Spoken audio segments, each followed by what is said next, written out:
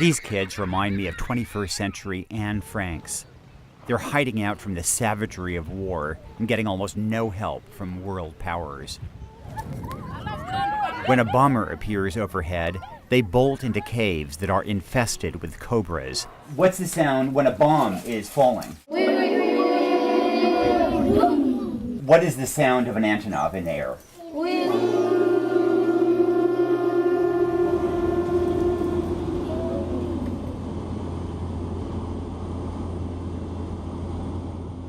To document these crimes against humanity, I sneaked into Sudan's Nuba Mountains with a video journalist colleague, Adam Ellick.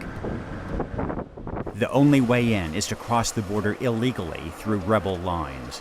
There are no taxis, no cell phones, and only rumors of roads. There's only one trace of modernity. On a daily basis, Sudan kills its own people here, targeting schools and hospitals and ordinary people who live in grass huts. It's the worst ethnic cleansing you've never heard of. It's been going on for 4 years. It's so outrageous and so overlooked that I've returned for the 4th time. I witnessed this in 2012. Suddenly, everyone scrambled for cover. I see the bomber up ahead, and everybody has taken cover in these caves. Sadly, little has changed. There's an Antonov somewhere in the sky over there, I think. These women are getting ready to run. So I like a bomb hole that's a bit away from everything else. My tour guide is Ryan Boyette, an American missionary who has lived here for 13 years and who is married to a Nuban. His organization employs courageous Nubans who document the conflict with video footage. The war has been raging now for 4 years, but just this year we're counting more bombs than we've seen at the beginning of the war. The mountains are in the southern part of Sudan, but controlled by tens of thousands of Nuban rebels. Sudan wants to depopulate the area and crush the popular rebellion. So Sudan keeps out food, medicine, and aid groups. The man driving this misery is Sudanese President Omar al-Bashir. If that name sounds familiar, think Darfur. He's the only sitting president in the world indicted on charges of genocide, although he's avoided visiting countries that would hand him over to the International Criminal Court. President Bashir has decimated families across Nuba, especially along the front line. That's where we drove to meet Osman and Sadia, parents of 5 children. They had never turned a light switch or spoken on the phone. They encountered the modern world only in February, when a bomb sparked a fire inside the foxhole in which the kids huddled. One child immediately burned to death. The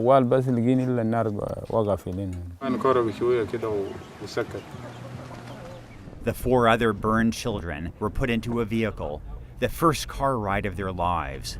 4 hours later, they arrived at this hospital. And you're the only doctor stationed here for 500,000 people, is that right? Yeah. What a ratio. Yeah. American missionary surgeon Dr. Tom Katena tried to save their lives. But his hospital is off the grid and without running water. Sometimes there's only so much he can do. 3-year-old Ayat died a few days later. 10-year-old Hosanna became infected with tetanus. She died too. Shanta, their 8-year-old brother, Shanta, seemed to be recovering until maggots swarmed into his wounds. Flies are trying to get a smell. So flies go underneath and lay their eggs. And you would sit there and try to imagine what is going through this kid's mind. Horrible. Absolutely horrible way to die. Dr. Tom managed to save one of the 4 siblings. 5-year-old Abdullah is now back in the village and becomes so terrified at night that he sleeps among these rocks. Dr. Tom lives and sleeps at the hospital, earning just $350 a month. The last time he left the compound area, 2013. He is Jesus Christ. Jesus Christ can بقوم الناس ميتين زول أبرص بشفيو زول عميان دكتور توم ده زي ده نحن بنشوف النوبة كله بيشوفه زي ده. What is John 3:30? He greater than I, so he must increase, I must decrease. He being God, of course. And it's kind of a reminder to us that we have to humble ourselves. It's good you have a reminder to humble yourself. 'Cause, You come across pretty arrogant. Yeah. Ma'am Chicanisa? On this Sunday, he's headed to church, but insists on a quick walk through the ward. Here comes the head. Within minutes, he delivers a baby. Get your gloves on. He often has to stop to explain basic instructions to nurses. Many never finished 6th grade. With limited resources, Dr. Tom has learned to make something out of nothing. We drill a hole through this bone here, through his tibia, and then run a weight off the end of it. That weight is just a bag filled with sand. And when it fractures, the muscles retract and pull the bone back like this. So you pull here, you try to pull it so it lines up like this and allow that bone to heal. That's what they used in the Civil War when they had fractures. Hours later, he's still at it. Mass will have to wait another day. Dr. Tom honed his toughness as an All-American at Brown University, but nothing quite prepared him for being bombed 11 times.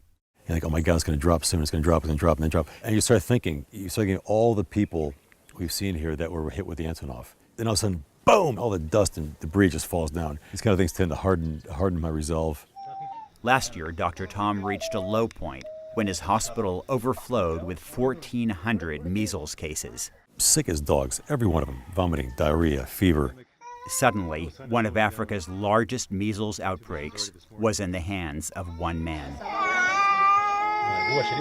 Sudan is to blame for blocking vaccines, but the UN also bears responsibility for refusing to import enough vaccines through unofficial channels. As a result, only 5 to 10% of Nubian children are vaccinated. Come on, is UN protocol really more important than saving lives? Dr. Tom regrets not speaking out more forcefully. This is my responsibility to make noise and speak out. You try, but maybe it's just not enough. Maybe I should have tried a lot harder.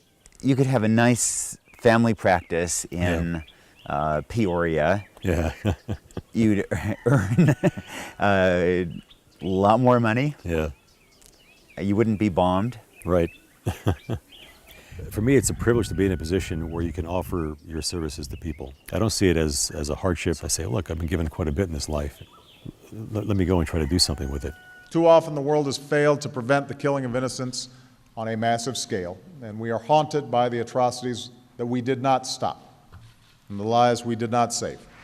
World leaders make lofty speeches denouncing genocide and mass atrocities.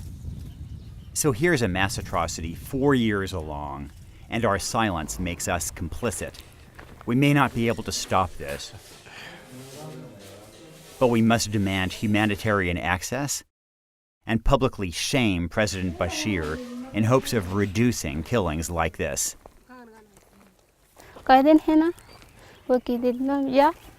Last month, Hamida and her 2-year-old, Safarina, heard a bomber above their home. You ran with Safarina, you were holding Safarina. You went inside, and then the MiG drops the bombs. And then what happened?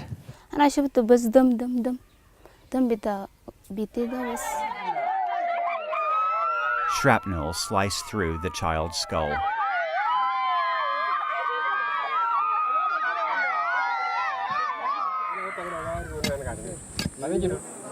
The slaughter is inescapable. At Safarina's funeral, a Sudanese drone hovers above. Even death offers no peace in the Nuba Mountains.